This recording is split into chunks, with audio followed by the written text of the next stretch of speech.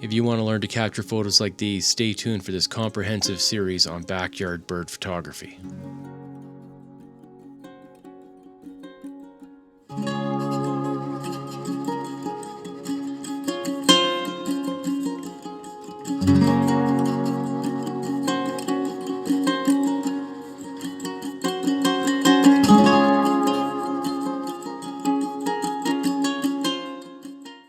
Hi everybody, welcome back to the channel.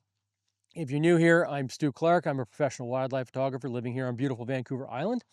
And so this is going to be quite an extensive series, and basically we're going to go from kind of starting at zero, we'll say.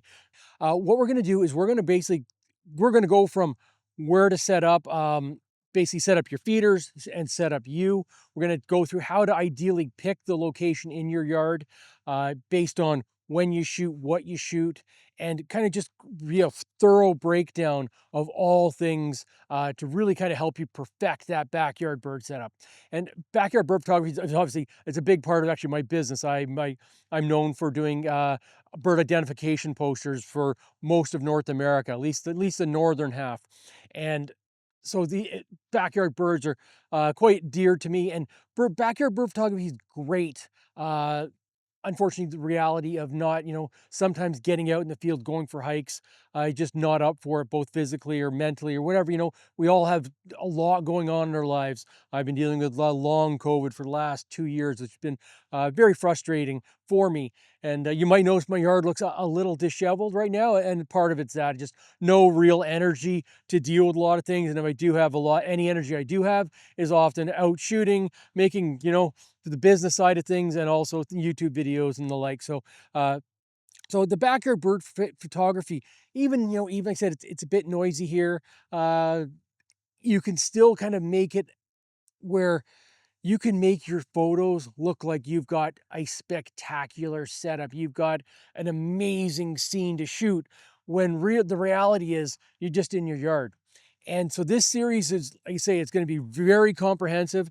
No idea. It's going to be a number of videos over, probably this year, even into next year, as we go through a full breakdown of, we'll talk species that you can expect. We'll talk setups for specific types of species. We're going to set up for feeding on the ground, set up for, a feeder with perches. We'll look at for woodpeckers. We're basically going to do a full breakdown of how to kind of approach getting your backyard dialed in for professional level photos. We're going through gear, lighting, setup, even artistry, even kind of, trying to take things to that next level and put your own personal spin on this type of photography. So the first thing to take into consideration is light and light angles. And basically this is going to be when you're going to decide on where you want to do your setup. So for me, we've got east, west. I am typically a evening shooter. I'm not a morning person, as much as, it's strange to hear a wildlife photographer say they're not a morning person. I'm just not. And so for me, I'm definitely going to want to shoot with my feeder to the east of me, because I'm definitely going to be generally taking advantage of afternoon and evening light a little more than morning light. But what you'll notice, I've got a big wall of Western red cedar behind me here.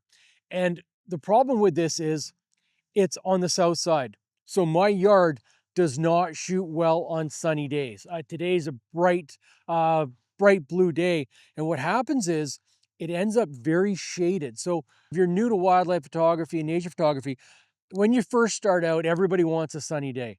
The reality is, for this style of shooting, I much prefer an overcast day. And what happens is, with a blue sky, there's no reflection. So the sun is the sun's hidden behind these trees right now.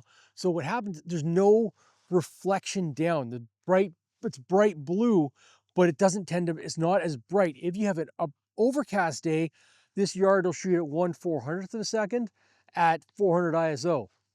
On a day like today, at 400 ISO, it'll be 1/60th a second. It'd be far slower. And it's quite an interesting fact when you're trying to do your setup. Ideally, if depending on where you live, if you live in sunny California, you're probably going to just have to make do of setting up. You want to kind of take that into account, that you're going to be shooting evening light or morning light. Just because it's sunny all the time, you need to take advantage of that evening sun setup for when you're setting up your setup. On Vancouver Island, as much as we've just had the brightest, sunniest January ever on record, my setup is designed for overcast days. And my yard is set up so the backyard is definitely the overcast day. I can shoot the front yard a little bit more on a sunny day. And so I'll put my hummingbird feeders out front, flower setups, things like that will be in the front yard. But the backyard is definitely when I do. I've got my blind set up back here, and this will be kind of where the core of my bird photography is done. And with your backyard setup, like I said, overcast versus sunny, depending on the day. This is one of those, because you've got this in your yard, literally, you're feeding, you're attracting birds to your setup, to your yard, water, bird baths, things like that, that you can take advantage of the different seasons and different birds coming in. It's going to be an overcast day forecast for tomorrow. I'm going to sit in the yard and shoot tomorrow. And you can kind of get the feeders prepped the night before, the day before, hopefully get a few extra birds in, and then you can just take advantage of the day that's there. So it's you've got quite a bit of control over a setup shoot like this. So you just basically, you take advantage of, you shoot when it's going to work, when the light's perfect, that's when you come out and shoot this sort of situation. So depending on the species you're going to attract and type of, if you're dealing with really skittish species, a blind will very much be necessary, whether you're just going to use a portable blind, even a piece of plywood that can block you with a hole in it. Your blind can be quite basic. I've got one I just built out of some old deck boards that I had. For me, I've got some real specialty species that come to my yard, varied thrush being one of them. And the reason I'm doing a series right now, we've got some snow in the forecast, and whenever there's snow, we tend to get a lot of them in the yard. And they're a ground feeder, very much like an American robin. And so when the ground is frozen, there's snow cover on the ground, they're unable to get food naturally. So that's when they'll come into feeders. So getting to know the birds and the species in your area can really kind of allow you to take advantage of those species at different times.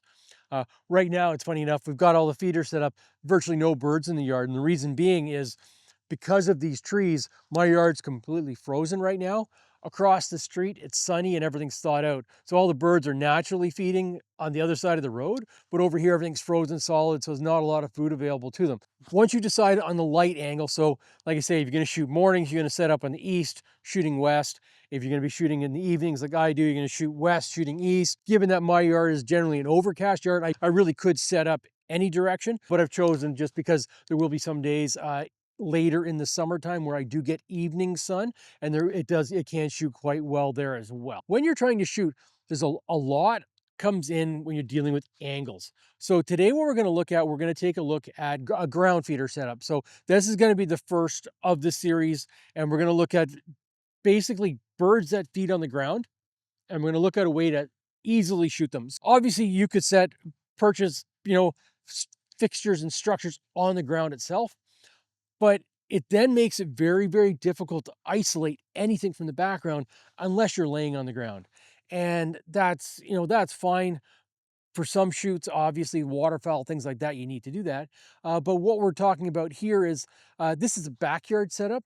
So because you have full control of it, why are you making it uncomfortable? Obviously, when you've got a blind, you're going to have a seat in there. You can put a heater in there. You can have a coffee in there. The whole thing is that because you've got control of this whole situation, you want to try and make it as comfortable to shoot as possible. So you can kind of, you go out for the afternoon, you can sit in there, have a coffee, and you're waiting for the birds to come in, and it's not a hard shoot on your body. A lot of wildlife photography is physically demanding. So being able to take advantage of this sort of shoot and be comfortable, that's why not? You've got a couple factors that come into play here. One is the distance from you to the feeder setup, and then the feeder setup to the background.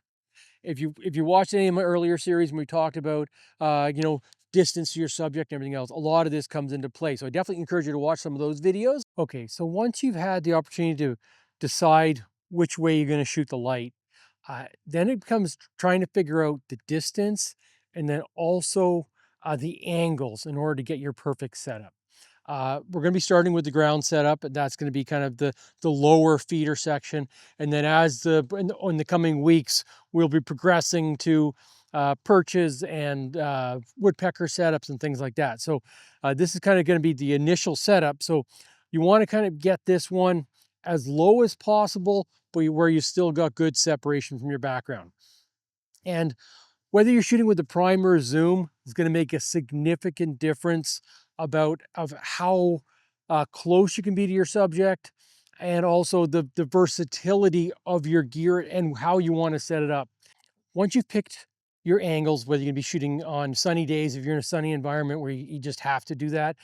Today's a great example. It's beautiful, bright overcast days. So this kind of, my yard shoots spectacularly well on bright overcast days. So if you live in an environment where you do get regular overcast days, I'd highly encourage you to just get your setup designed for those days, and that's when you're going to shoot it. You know, you might have evening light or morning light that works well as well, but for the most part, I think you're going to, with setup photography like this, obviously overcast days are far better. You get a much more even light, you get a much higher shutter speed than if you're shooting in the shade, and you're just not dealing with the contrast. One of the things, if you are setting up where you have a sunny section of your yard that you're going to be shooting in the shade, what's really important is you want to make sure that you have your background line of sight is the same lighting as your subject. So you don't want to have your subject in the shade and then your background being in the sun, or vice versa. You don't want your subject in the sun with the background in the shade. So that's something to be very aware of. Like I said, my yard, I almost only exclusively shoot it on overcast days. And so for me, I've got a nice laneway that I like to shoot. What we're going to look at today is trying to figure out the distance and the minimum distance. So the minimum distance of your lens, the focal length of your lens, all these things will come into account. But what also comes into account is the size of your subject. And this plays a much bigger factor than you might think. In my yard, basically we're gonna have, we've got quite a variety of birds, varied thrushes, Steller's jays, chickadees, juncos, all the classic backyard bird feeders for the Pacific Northwest here. So, but to give you an idea of a Steller's jay versus a chickadee, and there's an amazing, let's see if you can get them there. Okay. So the thing with when you're looking at that, it's a big difference of how close you can be to your subject. And the problem being is that Steller's jay will fill the camera frame at 12 feet, where the chickadee, might want to be 6 feet away. And it's, you've got to kind of make a bit of a decision. Personally, I'll go somewhere in between where I need to crop the chickadee a little bit, and I need to zoom out on the Steller's jay. It's one of the beautiful things, a zoom lens in this setup works really, really well. The problem being though, I don't want to zoom out to 200 millimeters with my background, because you immediately start to see the modeling. You will immediately start to see if there's leaves, there's branches, anything in the background will start to show, unless you've got a perfect green lawn, then you can probably get away with a little bit. But even then you'll still see some texture in it that's less than ideal. Backyard setups, a 300 f4 works really well. If you're in a 5.6 or a 6.3 lens, you really want to be 400, 500, or 600 ideally.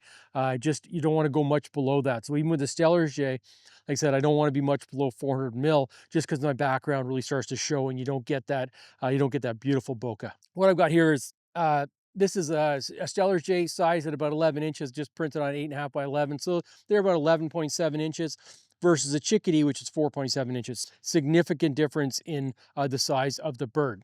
So what I've done, just basically printed them out at full size, stuck it on a selfie stick with some Velcro. And this is a great way for me to determine the initial distance I want to build. So if you've got your blind set up and trying to figure out where you want to set up your system, mine is a bit portable, so I can drag it back and forth depending on how you're going to build yours out. This is kind of a great way to determine both the height, but then also trying to get that perfect background blur. What we're going to do, we're going to set up, we'll start with the Steller's jay, and we'll kind of give you an example of just how that background separation works, depending on how close you are versus kind of, at 200 mil versus 400 mil, and then also the heights. Okay, so let's have a quick test here.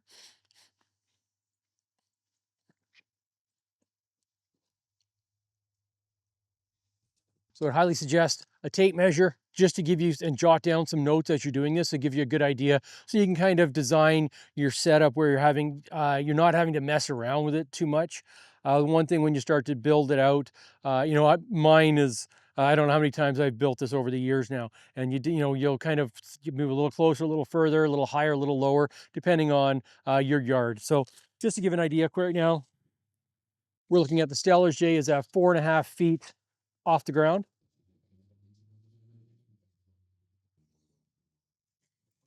And it's about 13 feet from the camera. Good amount of distance, and to give you an idea, so at 4.5 feet, let's have a look. Let's have a look through the camera here, and it'll give you an idea of what we're looking at. Okay, so at 200 mil, you'll notice how at my height right now, you can start to see I've got grass and then I've got cedars in the background. So you'll notice that there's basically a dark line halfway through the image, which is less than ideal. So because this is going to be the ground setup, we want to make sure that we're a lot lower than that in order to kind of get that really nice green background. Okay, so just drop the J down to 3 feet to give you an example now. So you can see at 3 feet, what's happened is you can still see, because I'm at 200 mil, you can see how much, you can see the branches in the background. It's not a really clean background at the moment. And so that's the one downside of, with the Stellar's Jay being such a big bird, you need them to be at quite a distance. If you give an example here, if I zoom in on the head, for example, you can immediately see how much the background blurs out. So this is the problem with a Stellar's Jay versus a chickadee. So if I go and I swap this over to the chickadee real quick,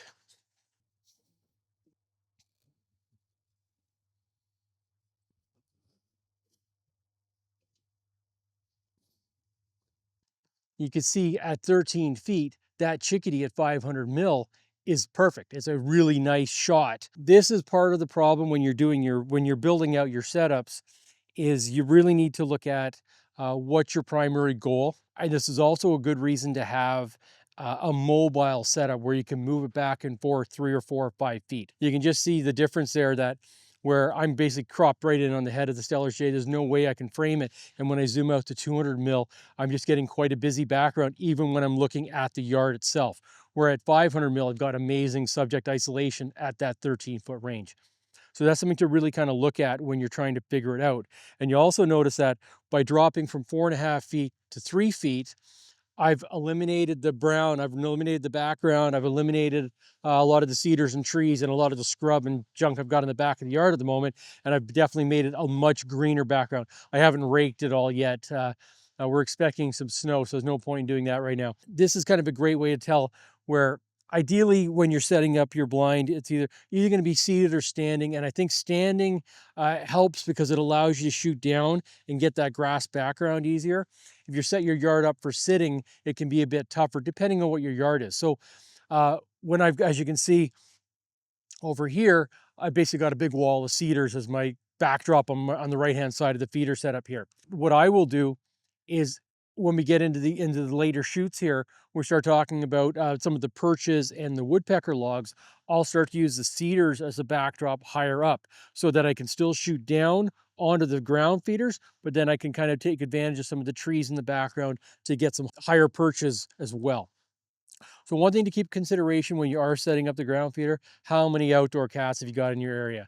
That's an unfortunate reality. In many neighborhoods, you're gonna have a lot of cats. So what I'll do in the summertime, especially when we got a lot of the babies around, I will put like a chicken wire kind of circle around it, especially when I'm not out. When you're out shooting, it's not an issue. Obviously, cat's not gonna come hunt the feeder when you're there, but you don't wanna have it, if you've got this set up, through day to day, you want to give the birds some protection from outdoor cats. And that's a great way to do it. Just a ring of chicken wire, kind of 12 feet around it. That's, a couple feet high. Cats are unlikely to jump over it. So that's something to keep in mind when you're doing the setup.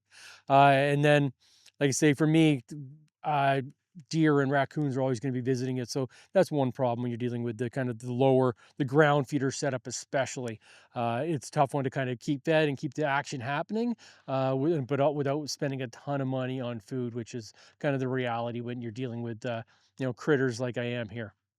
Yeah. So like I said, at about 3 feet, at 13 feet, I'm dealing with quite a nice uh, distance from my background. So if we go and take a look there, just to give you an example,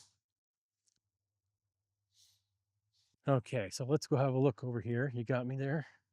Okay, so let's go take a look and we're going to see the distance we're talking about from the back of the perch.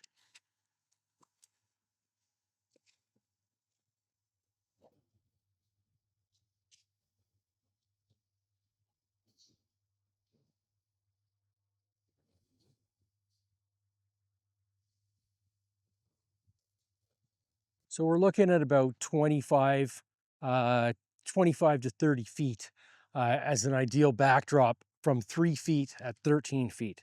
And that's so basically, if you have a 40-foot run, you can definitely make a nice setup. With this one here, so when I'm shooting the ground feeders, I will drop the tripod down a little bit more. And this is one where you can kind of try and you're basically going to be setting up 3 zones essentially, where you got your ground set up, you're going to have your perch set up, and then you're going to have a woodpecker set up. And this is going to be kind of your main shooting, your main subjects in most feeder situations, and it's trying to figure out where you can kind of take advantage of all 3. You could, a lot of times it's going to be an either or. So I've got, like I said, we've got some snow in the forecast right now. And snow for me means berry thrushes. Berry thrushes always seem to come out of the woodwork. Literally, they come out of the woods. What it is, they're ground feeders. And when it's snow covered, they can't really get food. So they always show up when we have snow. With that situation, I'll generally set up is going to be ground feeder specific. So I won't worry about woodpecker perches. I won't worry about any of the chickadees and things like that. I'll be focused on the one sort of subject. And that'll often be the case. Depending on the time of year, uh, you'll set up, a nice perch setup. You're going to kind of take advantage of the season. So black-headed grosbeaks, when they show up, they're going to like their suet and everything else. So depending on what your main focus is going to be, will determine on which part of the setup you're going to focus on that day. And trying to keep everything perfect all the time is really difficult. So, if you once in the springtime rolls around, we end up with to get a lot of the woodpeckers coming through as when they have their young, and that would be a case. Then you set up a really nice gnarly perch, ideally with mosses and things like that. The problem when you're doing these setups is they have a very short lifespan, uh, especially in my yard. Like I said, if I set up a really nice mossy setup, logs, rocks, everything else, I'll turn the light on at 2 o'clock in the morning and there'll be 6 raccoon wrestling on it.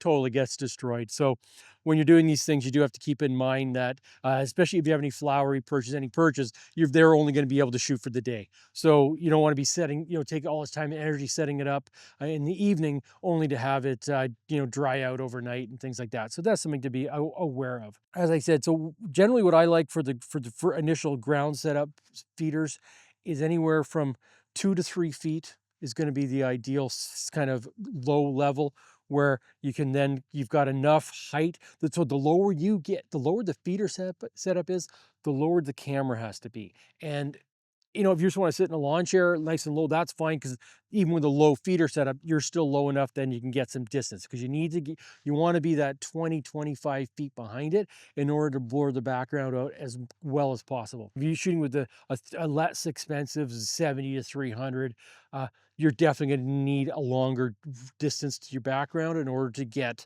the most blur out of it. And those lenses are less than ideal for this sort of situation, just because they're not going to separate that background out as well. And it's just the nature of it. And you can see even when I zoom out my 200 to 500, once I get below 300, all the background mess starts to show. You'll start to see different colorations in the grass.